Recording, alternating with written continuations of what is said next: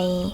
In front of me is Hotwav Part 8, and today I would like to show you where you can locate all your downloads. Begin by opening an app called Files